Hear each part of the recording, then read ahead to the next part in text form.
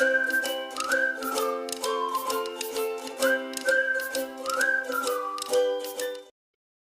And welcome back students. इस video में हम लोग पढ़ेंगे CG board class 10 science chapter 6 electric current and circuit के क्वेश्चन आंसर्स। लेसन स्टार्ट करने से पहले मैं आप लोग को थैंक यू बोलना चाहती हूँ आपकी प्यारी प्यारी कमेंट्स के लिए जो हमारे वीडियोस में आते हैं। हमें वो सब पढ़ के बहुत अच्छा लगता है एंड हम चाहते हैं कि आप ऐसे ही हमारे साथ इंटरेक्ट करते रहें। साथ ही में जैसे आप कोई भी वीडियोस देखते हैं तो उससे रिलेटेड और कोई वीडियो या उसी लेसन का हो या दूसरे लेसन का हो, अगर वो ढूंढने में आपको प्रॉब्लम आता है तो आप हमें उसके लिए भी कमेंट कर सकते हैं कि हाँ, इस वीडियो का लिंक आपको नहीं मिल रहा है। एंड अगर आपको कोई और लेसन है स्पेसिफिक जिसकी वीडियोस चाहिए तो आप वो भी हमसे बोल सकते हैं। इसके अलावा आप अगर हमसे कनेक्टेड रहना चाहते हैं तो आप हमारे टेलीग्राम चैनल से जुड़ सकते हैं, उसका लिंक भी आपको डिस्क्रिप्शन में प्रोवाइड करा देंगे। तो यहाँ अब इस लेसन के तरफ आते हैं। एक्सरसाइज क्वेश्चन में सबसे स्टार्टिंग में दिया है चूज़ द करेक्ट ऑप्शन, जहाँ पे फर्स्ट क्वेश्चन है which one of the options given below is a good conductor of electricity. अब इलेक्ट्रिसिटी के गुड कंडक्टर्स के बारे में हम लोग को पता है कि मेटल्स होते हैं गुड कंडक्टर्स।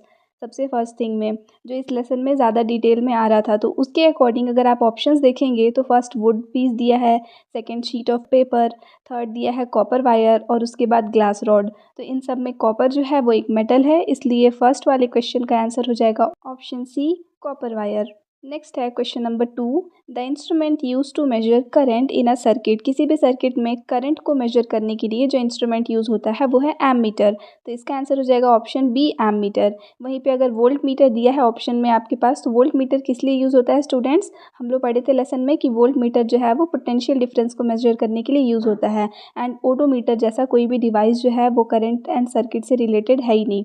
और उसके बाद डी ऑप्शन तो नन ऑफ दीज था। नेक्स्ट है थर्ड क्वेश्चन, जहाँ पे पूछा है relation between V and I for a conducting wire is.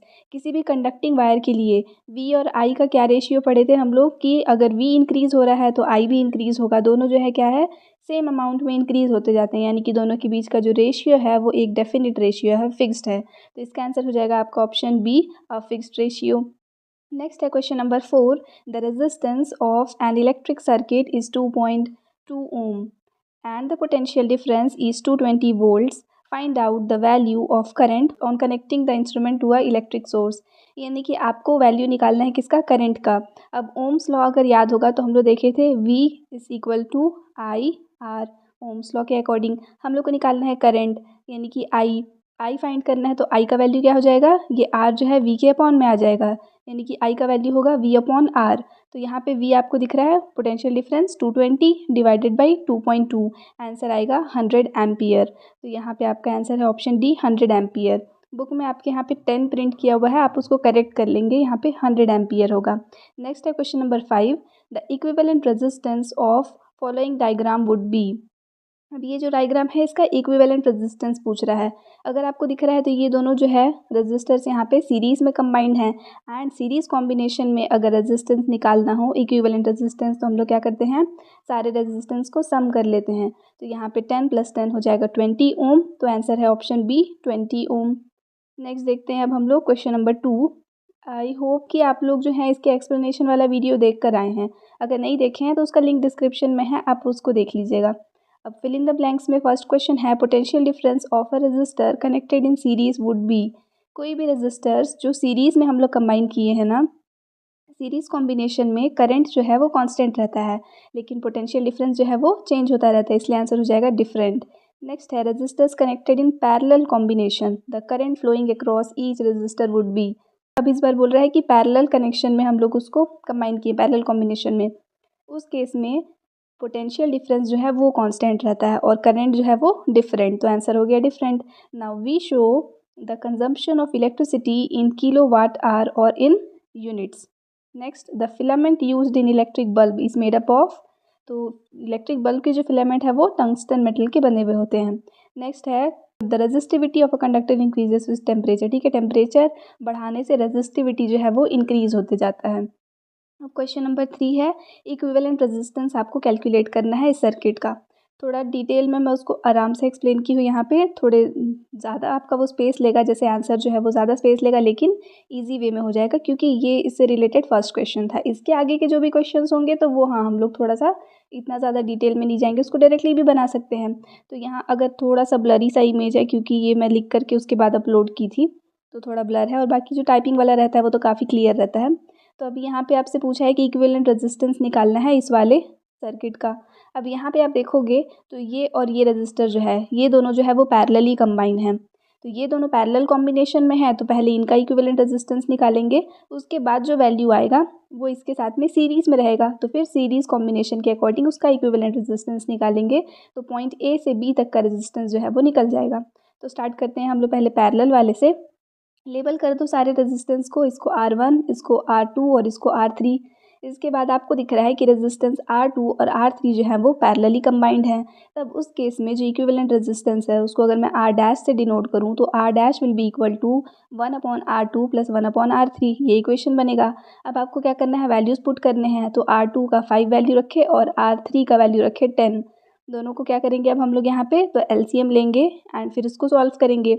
LCM ले सकते हो, या फिर और क्या करते हैं हम लोग, इसको यहाँ से मल्टीप्लाई करेंगे और उसके बाद इसको यहाँ से मल्टीप्लाई करेंगे एंड इन दोनों को आपस में वैसे करके भी निकालते हैं।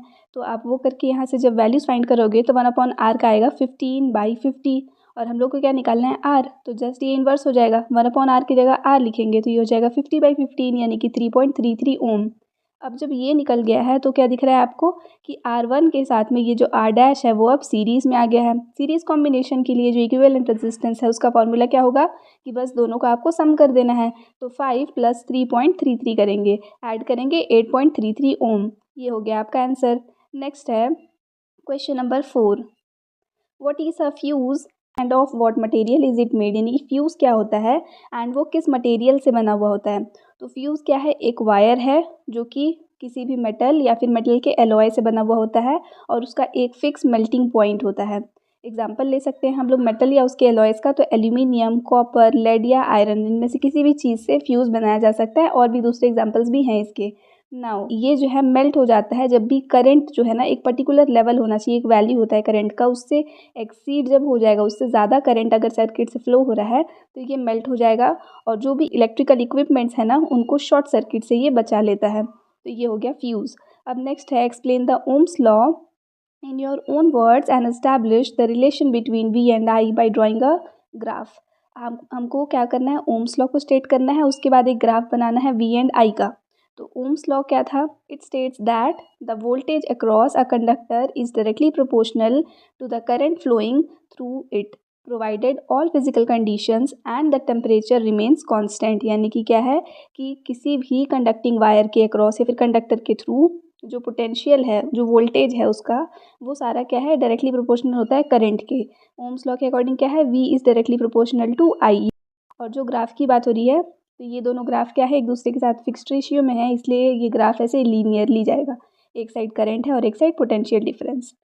इस ग्राफ में वी आई जो है स्ट्रेट लाइन है, यानी कि वी आई कॉन्स्टेंट रेशियो है, इसलिए V is directly proportional to I. Graph के हेल्प से उसको एक्सप्लेन भी कर लिए। नेक्स्ट है if an electric bulb consumes 2400 joule energy in a minute, calculate the power of the bulb. Power calculate करना है। पावर क्या होता है, ratio of consumed electricity to the time, यानी कि कितने टाइम में कितना इलेक्ट्रिसिटी कंज्यूम हुआ, इसके रेशियो को हम लोग पावर बोलते हैं। तो यहाँ पे दिया हुआ है कितना इलेक्ट्रिसिटी कंज्यूम हो रहा है और टाइम दिया है 1 मिनट यानी कि 60 सेकेंड्स। तो 2400 डिवाइडेड बाई 60 यानी कि 40 वॉट। नेक्स्ट है क्वेश्चन नंबर 7।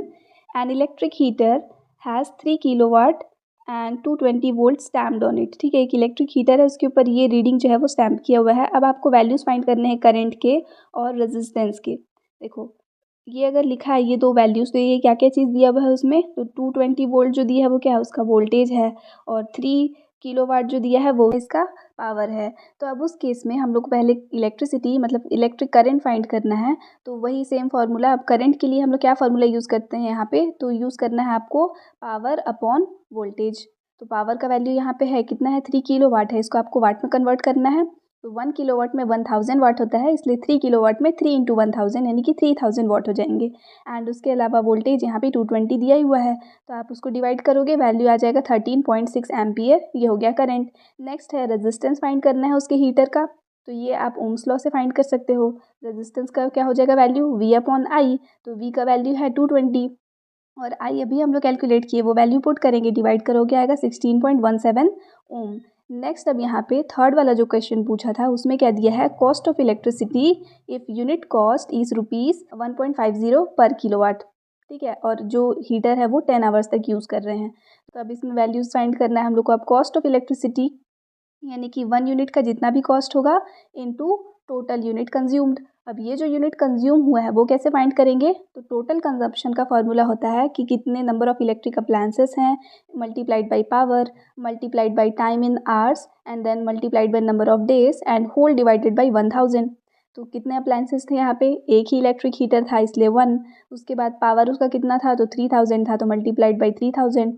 उसके बाद टाइम तो 10 आवर्स के लिए यूज़ किए हैं तो 10 आवर्स। उसके बाद नंबर ऑफ डेज तो हम लोग सिर्फ 10 आवर्स के लिए यूज़ किए, मतलब 1 डे ही लेंगे यहाँ पे, डिवाइडेड बाई 1000। पूरा कैलकुलेट करेंगे तो आएगा 30 यूनिट्स। यहाँ पे आपको दिख रहा है ना 30, ये 30 कट हो जाएगा, 3 इंटू 10 30 आएगा।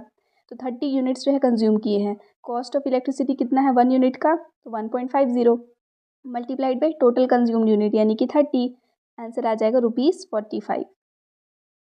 Question number 8, answer the following questions. Why are domestic circuits not arranged in a series combination, यानी कि डोमेस्टिक सर्किट्स को सीरीज कॉम्बिनेशन में क्यों नहीं लगाया जाता है। अब हम लोग लेसन में पढ़े थे कि सीरीज कॉम्बिनेशन में लगाने से क्या होगा कि अगर कोई भी एक इक्विपमेंट अगर यहाँ पे ख़राब हो जाता है तो पूरा का पूरा सर्किट जो है वो मेल फंक्शन करने लगेगा, करंट का फ्लो जो है वो ब्रेक हो जाएगा उस एक पर्टिकुलर पॉइंट पे, जिसके वजह से पूरे ही सर्किट में करंट फ्लो नहीं होगा और कोई भी इक्विपमेंट वर्क नहीं करेगा। नेक्स्ट है why only tungsten metal is use to make filaments of bulb. Bulb के फिलामेंट्स बनाने के लिए टंगस्टन को ही क्यों यूज़ करते हैं, क्योंकि इसका हाई रेजिस्टिविटी होता है और ये हाई अमाउंट ऑफ इलेक्ट्रिसिटी को पास होने देता है एंड साथ ही में इसका जो मेल्टिंग पॉइंट है वो भी बहुत ज़्यादा हाई होता है। नेक्स्ट है question number 9, if a current of 0.5 ampere flows for 20 minutes in the filament of bulb, then what would be the quantity of electric charge flowing in the circuit। Current कितना है यहाँ पे दिया हुआ है 0.5 एम्पियर, टाइम कितना दिया है 20 मिनट्स, इसको सेकेंड्स में कन्वर्ट करेंगे यानी कि 20 इंटू 60 मतलब 1200 सेकेंड्स आ गया। अब क्या है कि आपको इलेक्ट्रिकल चार्ज फाइंड करना है, तो चार्ज का फॉर्मूला क्या है यहाँ पे, तो हम लोग को करंट का फॉर्मूला पता है Q I equals to Q upon T. यहीं से हम लोग क्यू को निकाल लेंगे तो क्यू हो जाएगा आई इंटू टी। अब यहाँ पे आई और टी दोनों का वैल्यू आपके पास है, पुट करके मल्टीप्लाई करेंगे तो चार्ज आ गया 600 coulomb. Question number 10, in a house 4 electric bulbs of 40 watt burns for 5 hours. ठीक है, 4 इलेक्ट्रिक बल्ब्स है 40 वाट के, 5 आवर्स तक उसको बर्न कर रहे हैं। 2 बल्ब हैं 60 वाट के और उसको 6 आवर्स तक रन कर रहे हैं एंड 3 फैन है 80 वाट्स के और उसको भी रन कर रहे हैं 6 आवर के लिए daily. Then what would be the cost of electricity for 1 month of that home if the rate is 50 पैसे पर यूनिट। रेट दिया है 50 पैसे है, यूनिट हम लोग को निकालना पड़ेगा। अब यूनिट निकालने के लिए क्या देखेंगे हम लोग, नंबर ऑफ़ इलेक्ट्रिक अप्लायंसेस कितने हैं, कितना पावर कंज्यूम कर रहे हैं, कितना टाइम तक यूज़ हो रहे हैं, कितने दिन के लिए यूज़ हो रहे हैं, डिवाइडेड बाई 1000 जो पहले यूज़ किए थे। ये फार्मूला ना स्टूडेंट्स याद कर लीजिएगा क्योंकि बहुत ज़्यादा डिफिकल्ट नहीं होते हैं, ये वाले न्यूमेरिकल्स बहुत ईजी हैं। सिर्फ एक ये फार्मूला आपको समझ में आना चाहिए जो कि वो भी बहुत ईजी है, तो कुछ भी कन्वर्ट भी नहीं करना है यहाँ पे, आपको जैसा है वैल्यू वैसे ही यूज़ करना है, तो बहुत ईजिली सॉल्व हो जाएगा। अब हम लोग सबसे पहले निकालेंगे 4 बल्ब्स के लिए।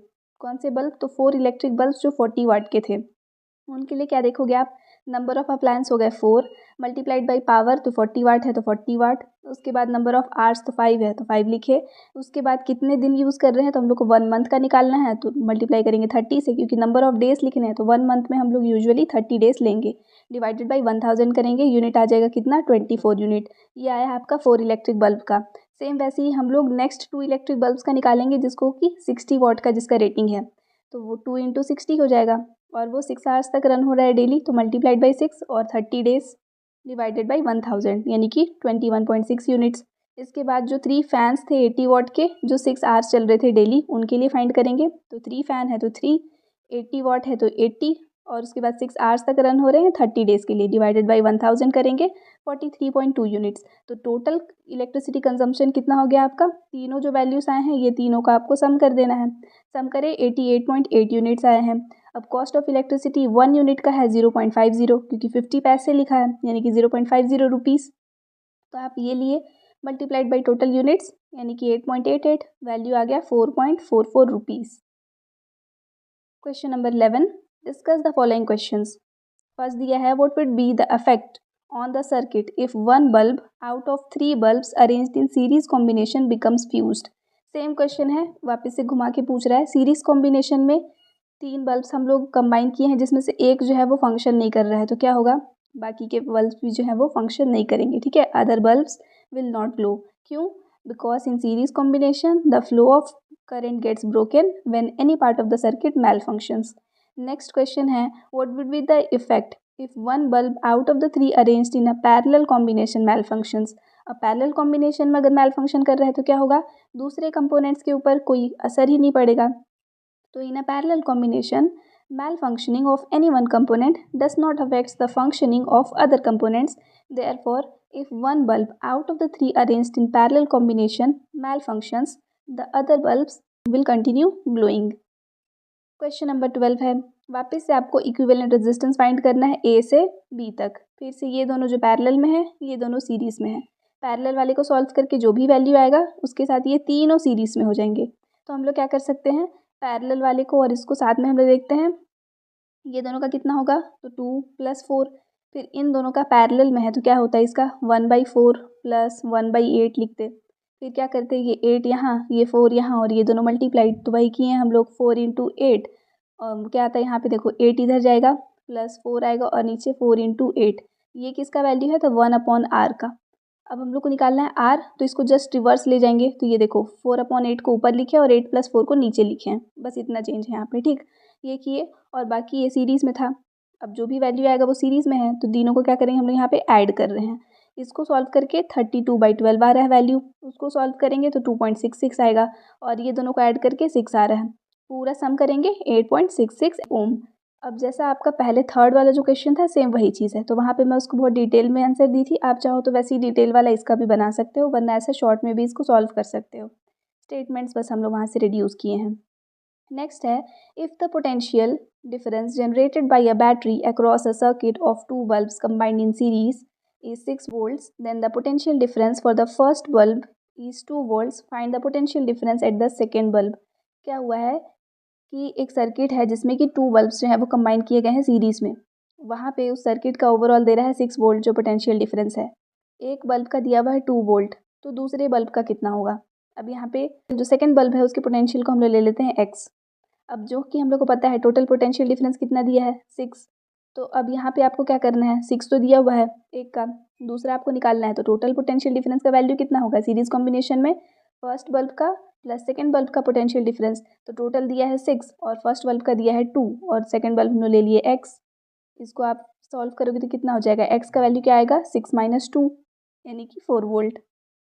Question number 14, if two conducting wires of same length and cross section are combined first in series and then in parallel combination, what would be the ratio between the quantity of heat generated in the two series and parallel circuits।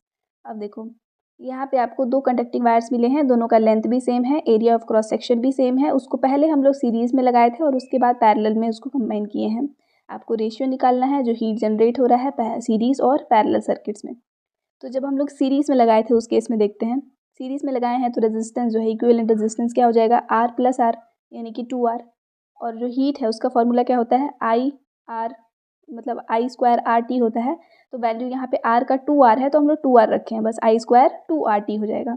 Next है resistance, जब हम लोग parallel में लगाए हैं equivalent resistance मतलब 1/RP। RP से हम लोग पैरेलल कॉम्बिनेशन के रेजिस्टेंस को डिनोट कर रहे हैं, RS से सीरीज़ के, वैसी हीट में HS से सीरीज़ वाला और यहाँ पे HP होगा, ठीक है, HP से पैरेलल वाला। तब उस केस में अब यहाँ देखोगे 1/R + 1/R हो जाएगा यानी कि 2/R, किसका वैल्यू 1/RP का। तो RP जब ऐसे ऊपर जाएगा तो ये भी ऊपर चला जाएगा, तो वैल्यू क्या आ जाएगा R/2। तो उस हिसाब से फिर हम लोग अगर हीट का रेशियो निकाले तो I² RT होता है, R का वैल्यू 2R है तो यहाँ पे I² R/2T हो जाएगा। नेक्स्ट है ratio between the quantity of heat generated in series and parallel combination. अब रेशियो निकालना है आपको, तो रेशियो क्या हो जाएगा HS/HP। HS का वैल्यू था I² 2RT, HP का वैल्यू था I² R/2T। अब दोनों को हम लोग सॉल्व करेंगे तो क्या है ना, I² कॉमन है, T कॉमन है, क्या बच रहा है आपका 2R/R/2। अब इसको फर्दर सॉल्व करेंगे तो ये 2 ऊपर चला जाएगा आपका, तो 2 × 2R/R। नेक्स्ट फिर इन दोनों को मल्टीप्लाई करोगे तो 4R/R क्या है, अब ये HS/HP का रेशियो है, तो R और R तो सेम है, रेशियो क्या आ रहा है 4/1 का रेशियो आ रहा है यहाँ पे, तो H/HP will be equal to 4:1। Next है question number 15। A 9-volt battery is arranged in series combination with resistors 2 ohm, 3 ohm, 4 ohm, 5 ohm and 12 ohm. What would be the current flowing across the 2 ohm resistor? 9 volt battery है, जिसको हम लोग क्या लगाए हैं series combination में, resistors दिए हुए हैं इतने सारे रीडिंग के, आपको करंट बताना है जो कि 2 ओम वाले रेजिस्टेंस से फ्लो हो रहा है। अब ये चीज़ देखो कि हम लोग सीरीज कॉम्बिनेशन में लगाए हैं, सीरीज कॉम्बिनेशन में इक्विवेलेंट रेजिस्टेंस क्या आएगा, सारे को सम करके, यानी कि 26 ओम आ रहा है, और उसके अकॉर्डिंग पोटेंशियल डिफरेंस अगर निकालोगे तो क्या आता है वैल्यू, तो V=IR है फॉर्मूला यहाँ पे।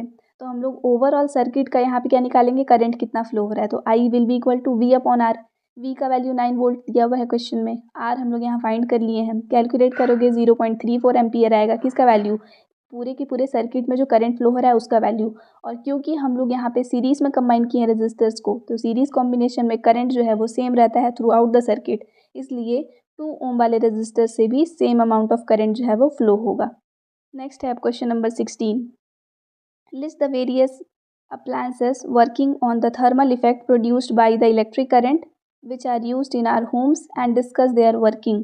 अब हमारे होम्स में कुछ कुछ जो भी इलेक्ट्रिकल अप्लायंसेस यूज़ हो रहे हैं जो कि थर्मल इफेक्ट ऑफ करंट पे वर्क करते हैं, उनको हम लोग को लिस्ट करना है एंड किसी किसी के वर्किंग को भी आपको एक्सप्लेन करना है। तो वो सारे अप्लायंसेस जो कि thermal effect of electric current पे डिपेंड करते हैं, जो हमारे डेली लाइफ में यूज़ होते हैं, उन सारे के एग्जांपल्स में हम लोग electric heater, electric press, electric bulb, tube light, geyser, oven, ये सारी चीज़ों को ले सकते हैं। कुछ कुछ के एप्लीकेशंस की कैसे वो वर्क कर रहे हैं वो हम लोग यहाँ देख सकते हैं। जैसे फर्स्ट इलेक्ट्रिक हीटर का है। इलेक्ट्रिक हीटर में क्या होता है, एक ग्रूव प्लेट होता है जो कि प्लास्टर ऑफ पेरिस का बना हुआ होता है। अब इसमें निक्रोम एक एलॉय है निकल और क्रोमियम का, इससे मिला हुआ एक एलिमेंट जो है वो बना के बीच में डाला हुआ होता है।